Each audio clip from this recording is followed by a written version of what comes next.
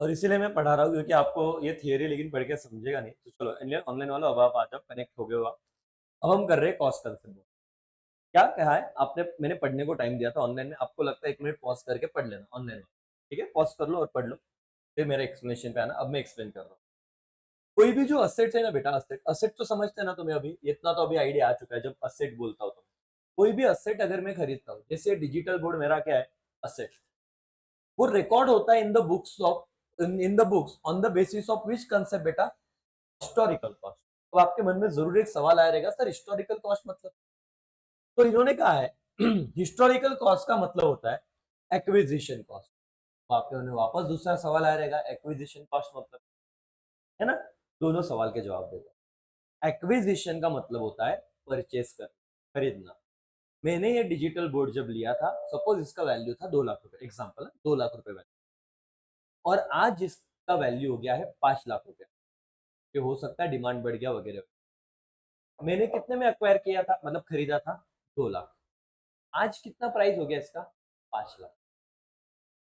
तो मैं कितने पे इसको बुक्स में लिखूं, 2 लाख पे कि 5 लाख पे? आपको क्या लगता है? बाकी वो जो दोनों को है, आपको क्या लगता है? 5 लाख, 5 लाख, 5 लाख, 3 लाख, 3 और 4, कुछ तो करो सर ना। इतना महंगा हो गया तो थोड़ा ऊपर ही दिखा दो, भले 5 नहीं तो क्या? नहीं, वही चीज है जो आपको लग रहा है। उन्होंने क्या कहा? जिस प्राइस पे आपने खरीदा ना, उसी पे लिखो। भले उसका प्राइस बाद में बढ़ जाए या क्या हो जाए, कम हो जाए, आपको उससे लेना देना नहीं। आपने जिस प्राइस पे उससे एक्वायर किया था, उसी प्राइस पे आपका असेट बुक्स में क्या होगा? रिकॉर्ड होगा।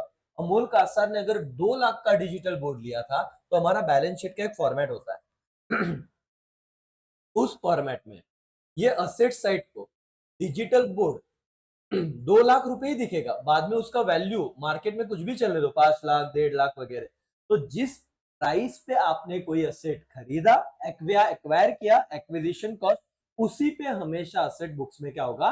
रिकॉर्ड होगा। उसी को कहते हैं हिस्टोरिकल कॉस्ट भी। क्या बेटा? Historical cost. And this is the cost concept, मोटे मोटे तौर पर। पढ़ो आगे।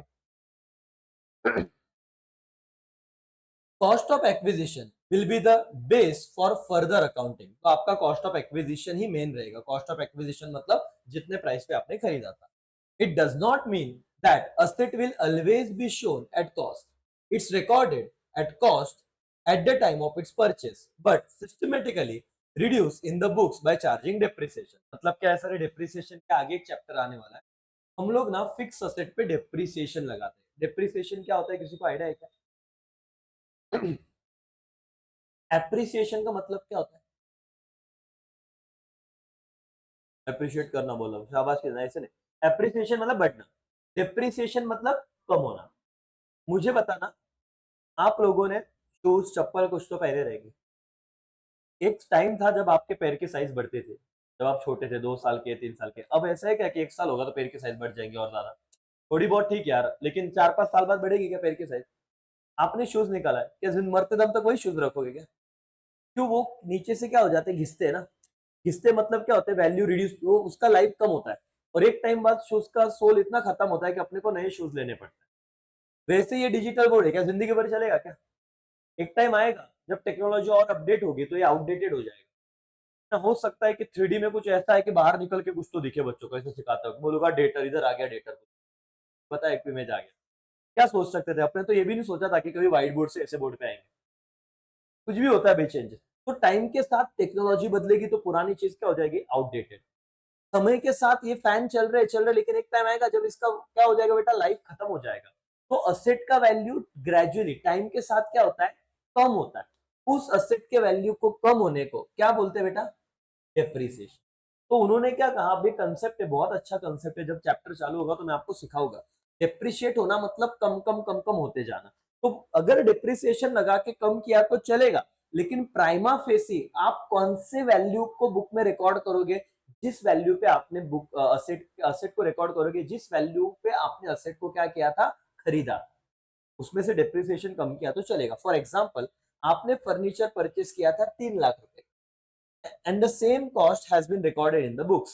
In case market value goes to 1 lakh और 1,50,000, इट विल नॉट बी क्या बेटा कंसिडर, उससे आपको कोई भी लेना देना रहेगा नहीं। आपने जिस वैल्यू पे असेट खरीदा है, जो आपने पेड किया है, उसी वैल्यू पे आप बुक्स में रिकॉर्ड करोगे। इस कंसेप्ट को कौन सा कंसेप्ट कहते हैं बेटा? Cost concept. समझा? पक्का समझा? ओके। मैंने एक कैमरा लिया था सपोज अमेजोन से 5,000, तो मेरे बैलेंस शीट में इसका वैल्यू क्या होगा? 5। मेरे लेने के बाद अचानक से 2,000 का हो गया। नसीब इतना खराब था, मैंने लिया, फिर आया डिस्काउंट।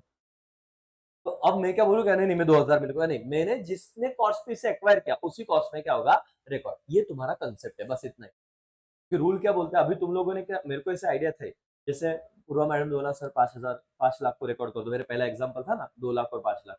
इधर आपने किधर तो बोला सर 5 लाख को कर दो, तो आपको तो आइडिया नहीं था। अब मैडम ने बोला, रिया मैम ने कि भाई सर बीच में कुछ तो कर लो, बढ़ा दो, ना 4 ना वो 3 ना 5। तो पॉइंट क्या है कि आपको तब आइडिया नहीं था, आपने ऐसा आंसर दिया, लेकिन अब आपने समझ लिया। एज पर कॉस्ट कंसेप्ट जब भी आप अकाउंटिंग करोगे, तो आप हमेशा असेट को कौन सी कॉस्ट पे रिकॉर्ड करोगे? जिस कॉस्ट पे आपने एक्वायर किया था, जिस कॉस्ट पे आपने खरीदा था।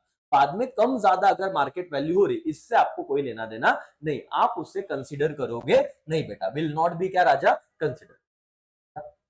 Okay done. अब इसमें याद नहीं रखा तो चलेगा, लेकिन बाद में भविष्य में कोई आपको बोलेगा ना, और ये बोलने ही वाले, क्योंकि अकाउंट है तो ये वर्ड आएंगे। वो बोलेंगे देखो ये और ये सीए की सीए लेवल का मैं पढ़ा रहा हूँ, मैं सिंपल ऐसे समझो कि सीए का लेक्चर है। इतना डिटेल में मैं जा रहा हूँ ना, इसीलिए जा रहा हूँ। 11वीं के बच्चों को इतना डिटेल में बोलते क्या कॉस्ट बाद में जाए, क्या करना है बाद में, सर हमको सम बताओ, पास कराओ, खत्म। लेकिन तुमको हर एक लॉजिक पता होना चाहिए कि ऐसा क्यों हो रहा है, क्योंकि ये कौन सा कंसेप्ट बोलता है? Cost concept. ठीक है। और एक चीज है consistency concept. What is consistency? पढ़ लो पहले।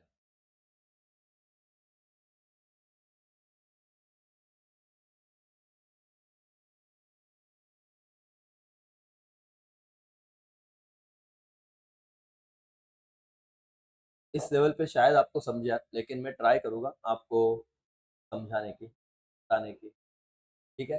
कंसिस्टेंसी। हाँ एक बात बता, एक मिल्कमैन है जो मिल्क बेचता है, और एक बंदा है जो फर्नीचर। इन सबके पास अपना अपना स्टॉक होता है। स्टॉक मतलब क्या? आज इस भाई ने मिल्क लिया, इसे कुछ तो पतीला रहेगा, गैस सिलेंडर नहीं है, ये डब्बा है ऐसा समझो, तो इनको मैनेज कर लो। इसमें उसने 500 लीटर दूध लिया। 500 लीटर दूध, मिल्क, ये पेरिशेबल कमोडिटी है कि ड्यूरेबल? पेरिशेबल मतलब क्या? जो 2-3 दिन में खराब हो जाता है। ड्यूरेबल मतलब जो 2-3 साल भी खत्म नहीं होता। मिल्क क्या है? पेरिशेबल है कि ड्यूरेबल है? पेरिशेबल है। ओके। तो इस भाई साहब ने 27 तारीख को स्टॉक लिया था 500 लीटर मिल्क। 28 तारीख को वापस उन्होंने, वो उनका ऐसे रहता है, जिन जिन लोगों से उन्होंने कॉन्ट्रैक्ट करके रखा है, उन्होंने वापस 28 तारीख को 500 लीटर का दूध का स्टॉक दिया। ओके। अब मुझे बताओ, पूरे दिन भर में इन्होंने 480 लीटर दूध बेच दिया, मिल्क बेच दिया, कितना लीटर बचा है अभी भी क्लोजिंग में? 20। कल अगर कोई कस्टमर मिल्क लेने आता है, इसके पास 500 लीटर मिल्क तो आ गया है, लेकिन पहले वो नए फ्रेश मिल्क में से देगा या बचा हुआ दे देगा? पहले क्या करेगा? क्यों ऐसा करेगा? बिकॉज सर अगर नहीं दिया उसने तो वो खराब हो जाएगा और फिर उसको नुकसान होगा। तो ये कौन सा फॉर्मूला यूज कर रहा है पता है? मैं यहाँ पे एक नाम लिखता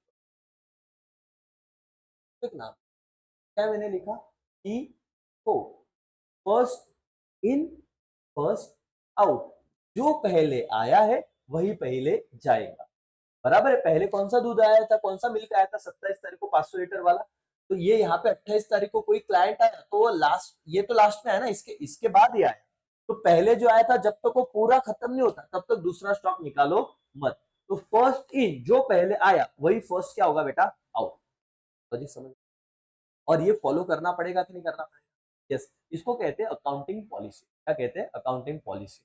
इनका पॉलिसी भाई, जो पहले आया जब तक वो खत्म नहीं होगा तब तक नया स्टॉक वो फोड़ेंगे नहीं, वहां से कुछ देंगे नहीं, क्योंकि पेरिशेबल है, कल जाके हमारा लफड़ा होगा।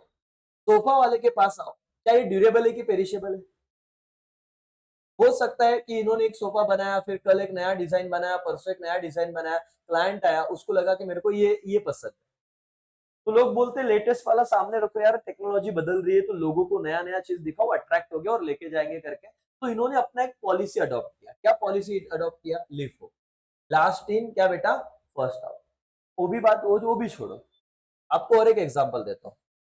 आपने कभी देखा है, ये सपोज चॉकलेट का डब्बा है, चॉकलेट चॉकलेट का डब्बा ही समझो इसको। इधर पहला पैकेट चॉकलेट का गया, इधर तक चॉकलेट आया, दूसरा पैकेट डाला, इधर तक चॉकलेट। अब बच्चा आया चॉकलेट लेने, बहुत सारे क्लाइंट, तो इन्होंने चॉकलेट दे खाली हो गया डब्बा। फिर न्यू पैकेट खाली किया इसमें, तो वापस डब्बा क्या हो गया, भर गया। अब मुझे बताओ, जब क्लाइंट आएगा चॉकलेट लेने, ये क्या ऐसे उल्टी करके पहले ये चॉकलेट निकालेगा कि ऊपर की दे देगा? ऊपर की। जो लास्ट आया वही फर्स्ट क्या हुआ बेटा, गया। तो इसको क्या बोलेंगे, लास्ट इन फर्स्ट आउट। तो ये इन्वेंट्री के मेथड हो गए। इन्वेंट्री मतलब स्टॉक। अभी आपको वर्ड समझिए कि मुझे पता नहीं, लेकिन एक होता है इन्वेंट्री मैनेजमेंट। इन्वेंट्री मैनेजमेंट मतलब क्या बेटा, जो क्लोजिंग स्टॉक का मैनेजमेंट, उसमें अकाउंटिंग पॉलिसी है। एक पॉलिसी होती है फीफो। फीफो का मतलब समझा बेटा अभी आपको, फर्स्ट इन फर्स्ट आउट। और एक पॉलिसी होती है LIFO, last in first out. अभी आई होप तुमको वर्ड समझ में आ रहा है, ज्यादा डिटेल नहीं लेकिन थोड़ा बहुत आइडिया आ रहा है कि नहीं आ रहा है? अब मुझे बताओ, कोई ऑर्गेनाइजेशन पहले साल ये फॉलो कर रही है, दूसरे साल ये फॉलो कर रही है, तीसरे साल ये मेथड फॉलो कर रहा है, चौथे साल ये फॉलो कर रहा है, तो ये कंसिस्टेंट है क्या? Answer is no. तो कंसिस्टेंसी क्या कहता है कंसेप्ट, कि अगर आपने कोई एक पॉलिसी को फॉलो किया तो अगले कुछ सालों तक वही पॉलिसी को फॉलो करते रहना। जब तक बहुत ज्यादा रिक्वायरमेंट नहीं है, जेन्युइन सर्कमस्टेंसेस नहीं है, तब तक चेंज करना मत। इस कंसेप्ट को ही कौन सा कंसेप्ट कहते हैं, कंसिस्टेंसी कंसेप्ट कहते हैं। कि अगर आपने कोई एक अकाउंटिंग पॉलिसी को लिया तो बहुत टाइम तक सेम अकाउंटिंग पॉलिसी को क्या करना, फॉलो करना। बॉस, ये तो मैंने आपको एग्जांपल दिया, यहाँ पे इन्होंने कुछ बताया नहीं होगा, तो शायद नाम हो सकता है आगे, लेकिन आप समझ चुके हो ऑलरेडी। देखो, any policy adopted for accounting should be continuous or consistent throughout the क्या बेटा, business, and it need not be changed generally unless and until circumstances क्या बेटा, demand। जब तक बहुत ज्यादा रिक्वायरमेंट नहीं, तब तक हम कोई भी पॉलिसी चेंज करेंगे नहीं। However, it does not stop any improvement in new techniques, but that should be disclosed with the note। हाँ, इसका मतलब ये है कि कुछ नया अपडेट करना है तो लाओ, लेकिन वो डिस्क्लोज कर दो। अब इतना क्यों सर? तो मतलब मैं बोल रहा हूँ यार, ये बताना नहीं चाहिए था क्योंकि आपका अभी तक लेवल हुआ नहीं उतना, लेकिन फिर भी आई होप तुम्हें 10% तो भी समझ में आ रहा है कि कोई भी बिझनेस में अगर आपको कोई बोले की बेटा मी काल ही पॉलिसी लावली, उद्या बदलून टाकू क्या, तुमने बेसिक सीखा है क्या अकाउंटिंग पॉलिसी कभी भी बदल दे क्या? Answer is no. अगर आपने एक पॉलिसी लगाया तो वो एटलीस्ट कंसिस्टेंट होना चाहिए बिजनेस में, जब तक बहुत ज्यादा जेन्युइन सिचुएशन आता नहीं है। और अगर आपने बदला भी है तो आपको अपने जो भी बुक्स बिजनेस में इंटरेस्टेड लोग हैं ना, उनको डिस्क्लोज करना पड़ेगा। तो वही उन्होंने बोला कि डिस्क्लोज करो, डिस्क्लोज। ये उन्होंने सपोज ये वाला मेथड दिया, मैं यहाँ पे लिखता FIFO method. Suppose company adopt FIFO method for inventory management, okay, on fixed asset.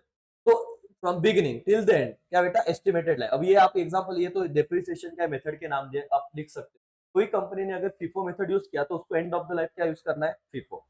Usually change करना नहीं। And that is the two concepts. क्या बोलो, एक कॉस्ट और एक क्या समझा तुमने, कंसिस्टेंसी। सिंपल था। कॉस्ट क्या था, एकदम सिंपल, जिस वैल्यू पे असेट को परचेस किया है उसी वैल्यू पे आपको बुक्स में रिकॉर्ड करना है, एकदम सॉर्टेड। What is consistency? जो पॉलिसी आपने अडॉप्ट की है उसी पॉलिसी को एंड तक रखना, बार बार उसे चेंज करने का। हाँ, बहुत ही ज्यादा जेन्युइन सिनारियो वहां पे आप चेंज कर सकते हो, लेकिन वो आप लोगों को बताओ कि हमने चेंज किया। क्यों लोगों को बताना है? क्योंकि आप सीखोगे आगे, क्योंकि तुम्हारे बुक्स ऑफ अकाउंट में कौन कौन इंटरेस्टेड होता है। तो वो सब बात है। दो कॉन्सेप्ट पक्का, तो चार कंसेप्ट किया टोटल। पहला क्या था boss, business entity. Business and both are क्या, सेम और separate, separate from each other. दूसरा क्या देखा था हमने, मनी मेजरमेंट। हर चीज को किस काउंट करेंगे, पैसों। फिर आज क्या देखा, कॉस्ट और क्या, कंसिस्टेंसी। दैट्स ऑल, इतना ही कर, आराम के साथ जाएंगे, कोई घाई नहीं करनी। लेकिन आपको ये चीज जो बता रहा हूँ वो बिल्कुल भी इमेजिनरी नहीं है बेटा। आगे ये हर चीज का एक्चुअल लाइफ में इस्तेमाल। आप घर पे जाके किसकी पढ़ाई करोगे, अच्छे से पढ़ो। क्यों पढ़ो, क्योंकि कल पेपर लिखना, और पेपर में मैं आपकी होशियारी नहीं, मैं देखूंगा आपका लर्निंग क्या। देखो मैं बोल रहा हूँ तुमको सब समझा है, तुमको समझा सब है, बट मेरे को क्या देखना है, आपका लर्निंग कैपेसिटी। सिंपल टास्क में बोलता हूँ, कितना याद रहता है। तो यहाँ पे इसको घिसो तो फिर वो याद करेगा। 10वीं हो गया है सर, 2 महीना हुआ, उसके बाद तो इतना लर्न ही नहीं किया, तो कर भाई। स्ट्रेस आएगा, सर सर दुखता है, पीछे दुखने दे। तू बाकी लोड मत है, तो आराम से आ, एकदम बिंदास पेपर लिख, कम तो कम, ज्यादा से ज्यादा याद आया तो आया, नहीं आया तो नहीं आया, लेकिन पेपर से ठीक है। चलो, थैंक यू सो मच, यहाँ पे रुकते हैं। जय आभारी।